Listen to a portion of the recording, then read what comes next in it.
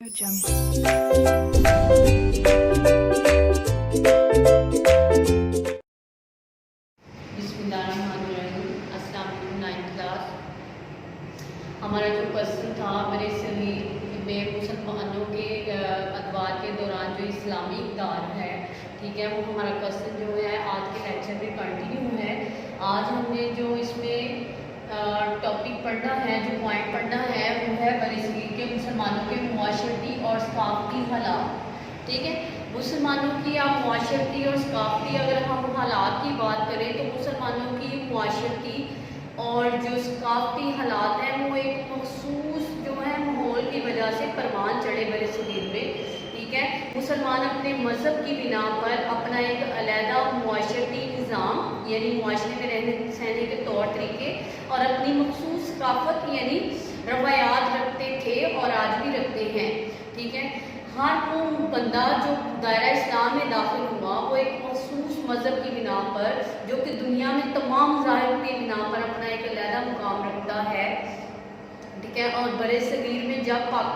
बड़े सगीर पाक हिंद में जब मुसलमान और हिंदू इकट्ठे रहते थे तब भी ये मज़हब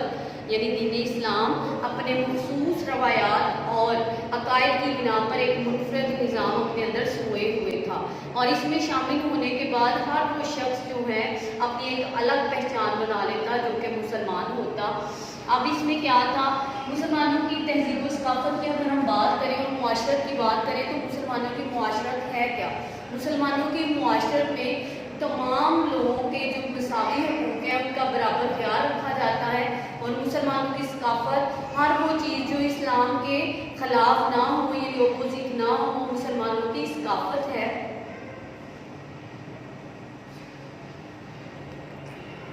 स्टॉप करते हुए इस्लामी निज़ाम पॉइंट नंबर 2 की तरफ अगर हम आएँ तो जमहूरियत का फ़रोग़ और कानून की हुक्मरानी है। इस्लाम का निज़ाम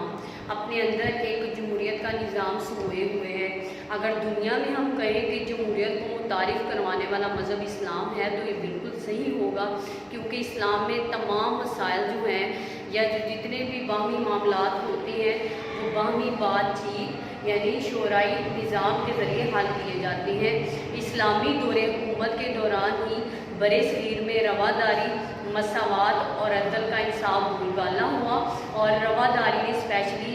और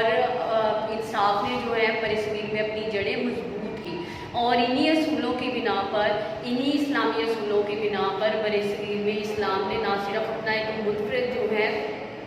वो मुकाम हासिल किया बल्कि इसकी वजह से लोग जो है वो दायरा इस्लाम में तेज़ी से दाखिल होने लगे। अल्लामा इकबाल ने जमहूरियत की बिना पर यानी जमहूरी निज़ाम की वजह से मुसलमानों को एक मिल्लत करार दिया है। बकौल अल्लामा इकबाल, अपनी मिल्लत पर क़यास अक़वाम मग़रिब से नकार ख़ास है तरकीब में कौम रसूल हाशमी, यानी हमें एक मज़हब की बिना पर हम जो हैं एक मिल्लत है, एक कौम है, हमें दूसरे मग़रबी ममालिक को जो है वो अपने साथ कंपेयर नहीं करना चाहिए, क्योंकि पूरी दुनिया में कौम रसूल हाशमी यानी दीन इस्लाम जो है अपनी रवायात और मज़हब की बिना पर एक अलग मुकाम जो है बनाए हुए हैं। आज भी अगर मुसलमान दुनिया के मुत्तहिद हो जाएँ तो दुनिया की दूसरी तमाम अक़वाम पर जो है वो ना सिर्फ बरतरी हासिल कर सकते हैं बल्कि अपना खोया हुआ मुकाम भी हासिल कर सकते हैं। इसी निज़ाम की बुनियाद पर कायद-ए-आज़म मोहम्मद अली जिन्ना ने ना सिर्फ कांग्रेस बल्कि हिंदुओं की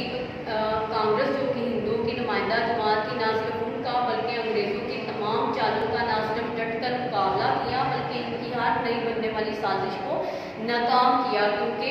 उनकी जो कुव्वत थी कायद-ए-आज़म मोहम्मद अली जिन्ना की उस टाइम बड़े सगीर के वो मुसलमान थे जो एक मज़हब की बिना पर आपस में जुड़े हुए थे और इसी रिलेशनशिप की वजह से उन्होंने अपनी एक अलग जमात बनाई। इस जमात बनाने के पीछे उनका एक नज़रिया था, एक सोच थी कि वो बड़े सगीर के मुसलमानों की बात होने के अलावा वो एक अलहदा मज़हब रखते हैं और इस अलहदा मज़हब को परवान चढ़ाने के लिए उन्हें एक मखसूस इक़्तिदार की ज़रूरत है। कायद-ए-आज़म मोहम्मद अली जिन्ना ने इन्हीं मुसलमानों की के हमरा जो है वो बड़े सगीर में जो है एक अलहदा मुल्क की बुनियाद डाली और वो मुल्क पाकिस्तान था। ठीक है, बाद इस्लामी रियासत और अक़लीतों के हुकूक कायद-ए-आज़म मोहम्मद अली जिन्ना ने मुख्तलिफ بات واضح کی کہ برصغیر میں رہنے والا ہر شخص، چاہے وہ مسلمان ہے، چاہے وہ کسی بھی مذہب سے تعلق رکھتا ہے، وہ پاکستان کا شہری ہے، اس کو وہی حقوق حاصل ہوں گے جو پاکستان میں رہنے والے مسلمان کو حاصل ہوں گے، اور ریاست کا اس چیز سے کوئی تعلق نہیں ہوگا کہ وہ کس مذہب سے تعلق رکھتا ہے، ٹھیک ہے، وہ اپنی عبادت گاہوں میں جانے، اپنی عبادت کے طریقوں کو اپنانے اور عبادت کرنے میں آزاد ہوگا۔ ریاست کا تعلق صرف اس بات سے ہے کہ وہ صرف اور صرف پاکستان کا شہری ہے۔ نظریہ پاکستان سے آگاہی، موجودہ دور میں نظریہ پاکستان سے نئی نسل کو متعارف کرانا وقت کی ایک اہم ضرورت ہے۔